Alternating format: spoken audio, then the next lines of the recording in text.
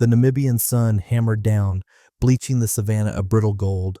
Dr. Kaelen Van der Merwe, sweat beading on his brow, knelt beside Nala, a sedated lioness whose heavy breathing filled the oppressive silence. Her belly, swollen with new life, rose and fell with an alarming irregularity that had sent them racing across the plains. 10 feet away, a distance that felt like a breath-held eternity, Zolani, Nala's mate, watched. His bulk was immense, a tawny monument of muscle and teeth, and his amber eyes, unblinking, bore into Kaelen. Every move Kaelen made, every flex of his gloved fingers, was under that ancient predatory scrutiny. Kaelen ran a practiced hand over Nala's fur, feeling the coarse warmth beneath. Her distress, he realized, wasn't solely due to the difficult labor. A subtle, almost metallic scent, unlike anything he'd encountered in the wild, clung to her. He gently lifted her lip. Her gums, usually a healthy pink, showed a faint, almost bruised discoloration. Hints of something profoundly unsettling whispered through his professional instincts, a discordant note in the symphony of the savannah. From a safe distance, the crackle of her radio barely audible over the heat haze, Dr. Lena Mbango's voice cut through the tension, tight with urgency. Kaelen, this is insane. That male needs to be darted. Protocol dictates. He's too close. Her tranquilizer rifle, clutched in her hands, was a stark reminder of the escalating danger. Kaelen, without breaking eye contact with Zolani, responded in a low whisper, his voice rough. No, Lena, not with her condition. Another dart could complicate things further. He swallowed, then added softer, and I think he understands. It was a crazy thought against every shred of scientific training he possessed, but a strange, inexplicable connection hummed between him and the dominant male, a silent plea, a shared concern for the magnificent creature between them. Against all scientific reasoning, against every safety protocol ingrained in years of dangerous fieldwork, Kaelen made a choice. He defied Lena's frantic warnings, allowing a surge of raw compassion and that unnerving intuition to override procedure. He believed, against all odds, that Zolani was allowing him to help. Then an impossible thing happened. Zolani, instead of lunging, took a slow, deliberate step forward. His massive head dipped, sniffing Nala's flank, a deep rumble vibrating in his chest. Then, just as slowly, he backed away, settling into a watchful crouch, eyes still fixed on Kaelen. It was an act of silent, unprecedented permission, a trust that made Kaelen's skin prickle with awe and a creeping fear. Kaelen moved quickly, administering medication to aid Nala's labor, his movements precise despite the tremor in his hands. All the while, the metallic tang on Nala's fur, the unusual discoloration gnawed at him. These weren't typical symptoms of a difficult birth. As Nala began to stir, Zolani rose. He positioned his body between Kaelen and the lioness, a clear, powerful signal that their time was up. The unspoken message was clear. Help rendered. Now depart. Back at the research camp, the day's footage played on a monitor. Dr. Jabari Ndlovu, the project lead, watched Kaelen stand off with Zolani, his expression a mixture of disbelief and deep concern. Unbelievable, Jabari muttered, shaking his head. I've never seen anything like Zolani's behavior. But Kaelen, that was a catastrophic breach of protocol. He put himself and Lena at extreme risk. Kaelen, though exhausted, couldn't sleep. His amber eyes burned in his mind, and the peculiar, almost acrid scent from Nala's fur seemed to cling to his own clothes. Driven by an unsettling hunch, he covertly returned to the sedation site under the cover of darkness. He used a sterile brush to collect minute preliminary samples from Nala's fur, focusing on the areas where the strange odor had been strongest, sealing them in an unmarked vial. The next morning, Kaelen ran the samples through an initial lab analysis using the camp's portable spectrometer. The results flickered onto the screen, indistinct at first, then clarifying into faint, anomalous peaks, traces of synthetic compounds, biomarkers, unidentifiable, yet undeniably artificial. It was a chilling discovery, a stark confirmation that his intuition hadn't been misplaced, sparking a profound and consuming unease within him.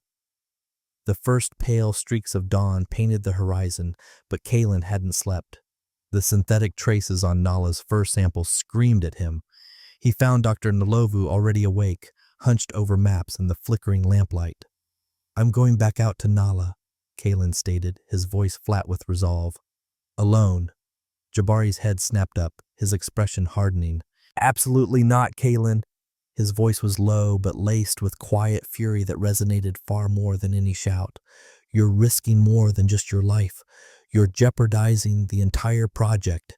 After yesterday's stunt, you think I'd allow you near that male again without proper protocol? A heated debate erupted, words exchanged like blows. Kaelen argued for urgency, for a deeper understanding of the anomalous findings. Jabari countered with procedure, safety, and the catastrophic implications of another reckless act. The tension in the small tent grew unbearable until Lena, arriving just as the sun broke the horizon, stepped between them. A compromise was eventually hammered out. Kaelen, Lena, and Ranger Musa Camus, a seasoned tracker with a steady hand on his rifle, would approach.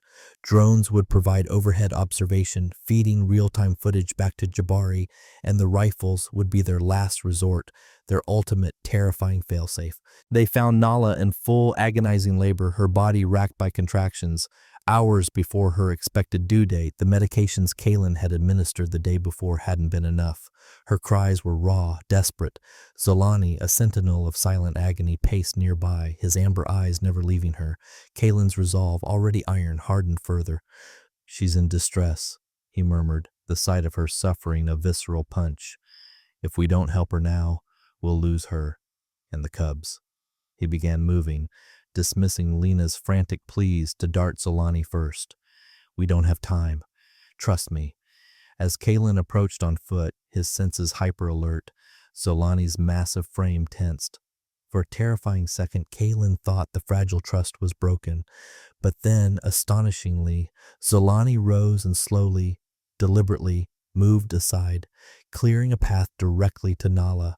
The air hummed with a primal understanding, a shared desperation for life. The delivery was arduous, a grueling dance between instinct and medical intervention.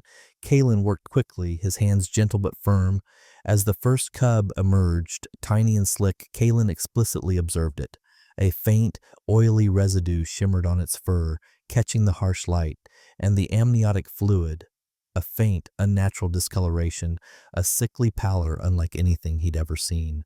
With a tremor of dread, Kaelen discreetly collected a small, additional sample from the fluid, sealing it in a hidden vial. One by one, 4 healthy cubs were delivered, their mules fragile yet defiant.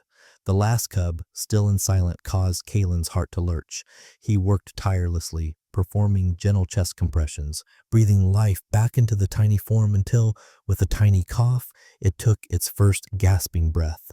As Kaelen carefully placed the last cub beside Nala, a low rumble resonated from behind him. He slowly straightened, turning to face Zolani.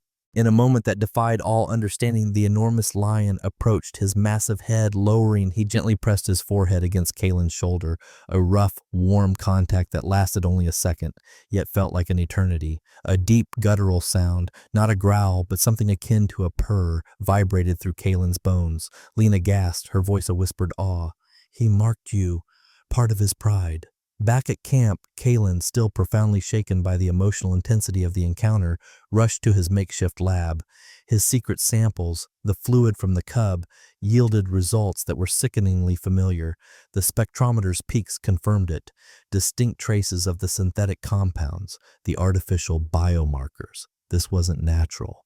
Nala's inexplicable condition, the premature labor, the cub's oily residue, the discolored amniotic fluid, and now these specific biomarkers. Kaelen realized with a chilling certainty that he had stumbled upon something far more sinister than a difficult birth. He had uncovered an unnatural phenomenon, a deliberate contamination, and a horrifying truth was beginning to claw its way into his consciousness. For the next week, the team maintained a respectful distance, their observation vehicles parked far enough to allow Nala and her cubs the solitude they needed, yet close enough to ensure their well-being. The tiny lives, fragile and precious, were thriving, but the peace was superficial. Kaelen, meanwhile, was a man possessed. The biomarker discovery had become an unshakable weight in his mind, eclipsing all other concerns. He reran tests, cross-referenced data, and found only the same chilling anomaly. Artificial compounds in the wild, tied directly to the magnificent lioness. On the 8th day, as the sun began its descent, painting the sky in fiery hues, something unprecedented occurred. Zolani, who usually kept his distance from vehicles, approached Kaelen's Land Rover directly. He stopped barely 10 feet away, his powerful frame silhouetted against the setting sun. Then, he made a series of soft, rumbling chuffing sounds, an unusual vocalization for a male lion, especially directed at a human. He turned his head, looking back towards the shimmering horizon, then returned his gaze to Kaelen, repeating the gesture. It was a clear, unmistakable invitation. Junior researcher Tafadzwa, a young man typically brimming with youthful confidence, was wide-eyed, his voice barely a whisper. "That's not possible, sir. Lions don't communicate with humans that way." Kaelen, his hand already on the ignition, didn't look away from Zolani's expectant amber eyes. "Maybe this one does," he replied, a strange mix of dread and exhilaration surging through him. Against every protocol he had ever learned, against every safety guideline, but following a primal instinct that screamed for him to trust, Kaelen started the engine. He engaged the gears and began to follow Zolani. The lion led them, not at a run, but at a deliberate, measured pace, periodically stopping and looking back, ensuring Kaelen was still following. Zolani eventually led them to a jagged rock outcropping almost hidden by a cluster of acacia trees. There, huddled and crying piteously, was a tiny cub, clearly separated from the pride. It was a clear, intelligent plea for help, a desperate cry for assistance from a creature that by all rights should have seen Kaelen as an enemy. With Tafadzwa frantically documenting the impossible interaction on his camera, Kaelen cautiously exited the vehicle. His heart pounded, but Zolani remained still, watchful, his gaze unwavering but devoid of aggression. Kaelen approached the cub, his movements slow and deliberate, scooped it up, and returned it to Zolani. The male lion nudged the cub gently with his nose, then looked at Kaelen, a silent acknowledgment that spoke volumes. The trust, once again, held. The encounter solidified Kaelen's terrifying hypothesis. The environment wasn't just subtly affected, it was compromised. He took advantage of their position, collecting further water and soil samples from the cub's rescue site, driven by an urgent, gnawing suspicion. Back at camp, the portable lab hummed with activity. The results were damning, chillingly unambiguous. The water and soil samples showed high concentrations of industrial-grade pollutants. And there they were again, the specific biomarkers, identical to those found on Nala and the cub's amniotic fluid. Kaelen connected the dots with a sickening certainty. Nala's distress, the cub's early and difficult birth, the strange symptoms, the discolored fluid, and now this widespread pollution. It wasn't a freak accident. This was a deliberate act, a deliberate corporate cover-up impacting the entire ecosystem. His mind raced, pulling at threads he hadn't dared to touch before. The recent increase in poacher activity, often dismissed as opportunistic hunting, suddenly took on a sinister new meaning. It wasn't just about trophies or bushmeat. It might be about securing or clearing a contaminated area, removing witnesses, silencing the wild that dared to speak of their crimes. The reports trickled in, then swelled into a torrent. Poachers. Not just isolated incidents, but a disturbing pattern of activity on the periphery of Zolani's territory. Their movements were highly unusual, almost surgical, meticulously avoiding specific sectors while targeting others with alarming precision. It wasn't the erratic, opportunistic hunting Kaelen was accustomed to. Kaelen spent hours hunched over mapping data, correlating every poacher sighting with the locations where his lab results showed the biomarkers were strongest. "It's too specific," he muttered, tracing lines on the digital map. "They're not just after lions, they're guarding something." The pieces of the puzzle, once scattered and abstract, were beginning to form a terrifying picture.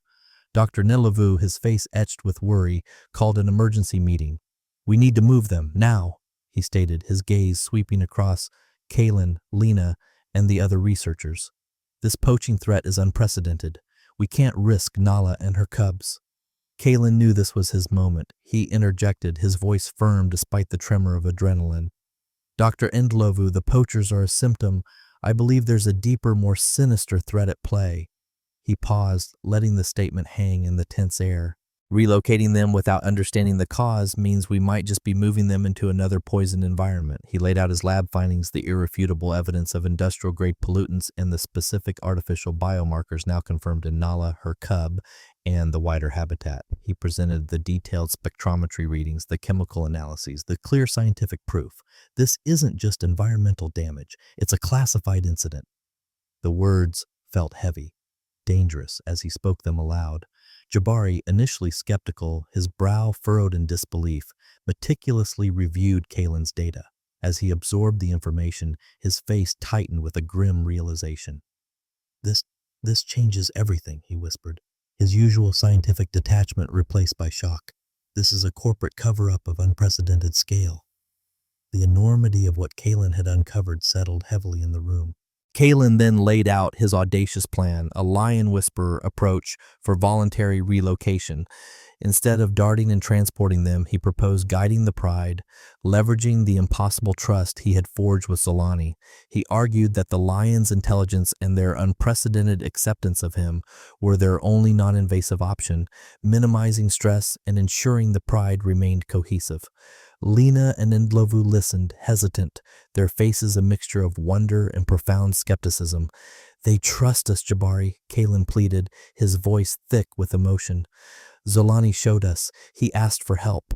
This isn't just survival. It's a fight for their future against an unseen enemy." He knew it sounded insane, but it was the only way. To dart Nala and Zolani now would be to betray that trust, to risk losing them, and the invaluable connection that might be their only hope. Dr. Ndlovu, seeing the sheer gravity of the situation and the undeniable evidence, finally gave a reluctant nod. "Very well, Kaelen. We proceed with your plan, but every precaution, every single one." His eyes, however, held a new steely glint. Later, discreetly, he tasked Ranger Musa with a secondary covert mission to use the relocation attempt as cover to investigate the potential source of the pollution, to push past the poacher activity and find the epicenter of this ecological crime. Kaelen felt the immense weight of the mission settle upon him. It was no longer just about saving Nala and her cubs physically. It was about uncovering the truth threatening their very existence, and perhaps the future of the entire Namibian wilderness. He was caught in a deadly game with the majestic lions as unwitting pawns and an invisible, powerful enemy lurking in the shadows. If you thought things were intense before, you haven't seen anything yet. This isn't just about saving animals anymore. It's about a sprawling conspiracy, a deadly game where lives, both human and animal, hang in the balance. Hang in. Every twist, every revelation just ratchets up the danger. Don't forget to hit that like button, share this with everyone you know, and subscribe so you don't miss a single shocking detail as this story unfolds. The unprecedented relocation operation began at dawn, cloaked in the cool, deceptive quiet of the Namibian morning. Kaelen and Lena led the way in their modified Land Rover, moving at a snail's pace. Behind them, a sight that defied all logic unfolded. Zolani, head held high, meticulously guided Nala and her 4 tiny cubs, urging them to follow the human vehicle. It was a tense dance of human and animal, a primal trust blossoming into an unexplained phenomenon across 15 miles of unforgiving desert. But their progress was almost immediately plagued by mysterious interferences. Unmarked drones, sleek and silent, far more advanced than any conservation tech Kaelen had ever encountered, appeared like dark omens, circling ominously overhead. They weren't there for observation, their presence felt predatory. At critical junctures, their satellite communications and radio frequencies would mysteriously jam, crackling into static, cutting them off from base camp and any crucial intelligence from Jabari. It was like an invisible hand was plucking at their lifeline, isolating them. A planned route through a remote, familiar valley, chosen for its relatively easy passage, was found to be suddenly blocked. Not by natural obstacles, but by freshly laid, sophisticated snare traps. These weren't crude, opportunistic poaching devices. They were professional grade, designed with malicious intent to funnel or deter movement, to seal off specific areas. It was clear someone didn't want the lions or Kaelen's team traversing that particular polluted region. Then came the chilling update from Ranger Musa. His covert team, sent to investigate the suspected source of pollution, radioed in, their voices tight with urgency. They had discovered industrial-grade surveillance equipment near the polluted zone, far beyond the scope of any local poachers or even a well-funded syndicate. "This isn't a small-time operation, Kaelen." Musa's voice crackled through the sporadic connection, filled with grim certainty. "This is organized. A secret betrayal." Kaelen felt a cold dread settle in his stomach.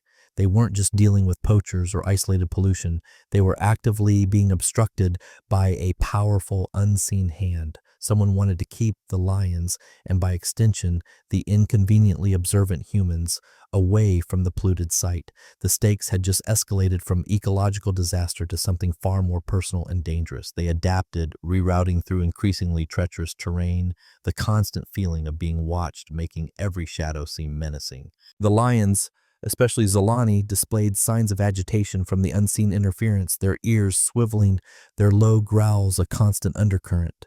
Yet their trust in Kaelen's vehicle, their makeshift guide to salvation, remained absolute, an unspoken pact against a common, invisible enemy. After 3 grueling days of dust, heat, and relentless tension, exhausted but triumphant, they finally reached the designated safe zone. Nala and her cubs, though weary, were safe, their magnificent protector still by their side. As the immediate relief washed over Kaelen, the long-range radio finally crackled to life. Dr. Nilavu's voice, grave and resolute, came through.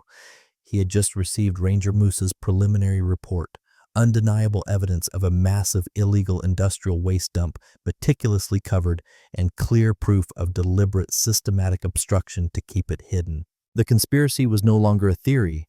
It was a devastating reality, exposed by the very creatures it sought to destroy. 2 weeks after the successful, improbable relocation, the Pride was settling into their new territory. But Kaelen was not. He requested a 6-month leave from the project, citing the need for scientific objectivity. "I'm too personally involved," he explained to Jabari, the words hollow, a necessary pretense. His true motive was far darker. To prepare for the inevitable confrontation he now knew was coming, he needed to be sharp, to be ready.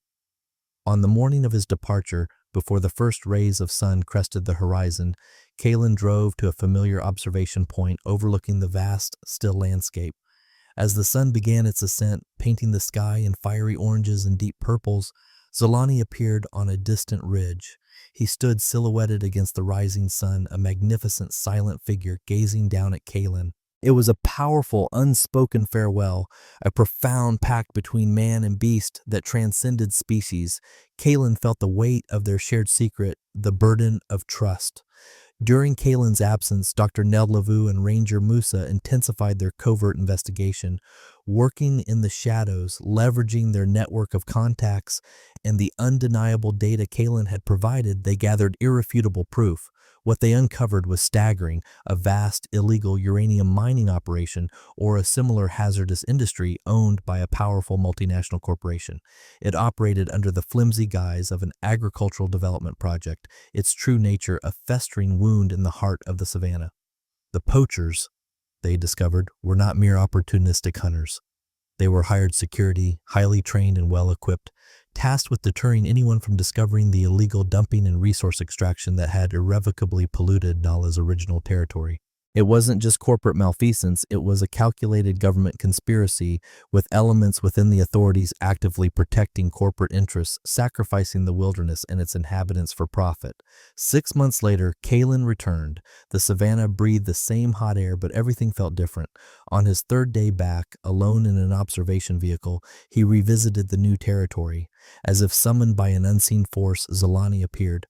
The lion approached directly, his immense presence filling the space, stopping yards away, gazing at Kaelen with the same intense, knowing eyes that had peered into his soul so many times before. Zolani emitted a soft chuffing sound, a vocalization of social bonding, a greeting of acceptance and kinship. Then, with a final, lingering look, he turned to rejoin his family, now thriving, their cubs growing strong.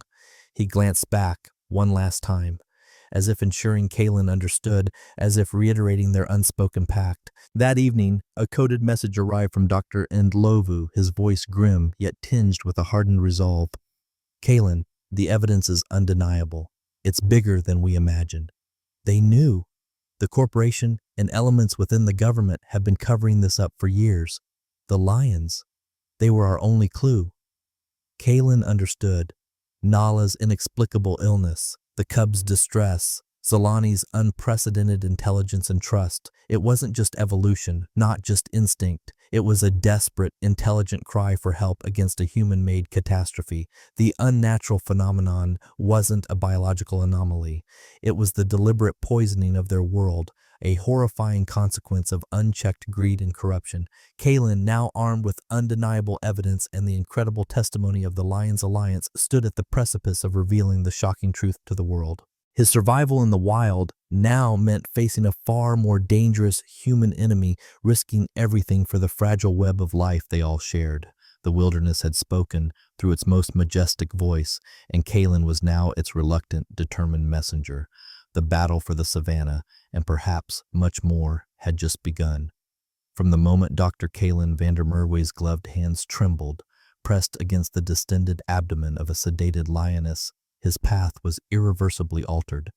The amber eyes of Zolani, fixed on him from just 10 feet away, demanded a trust that defied science yet resonated with a primal, unspoken plea.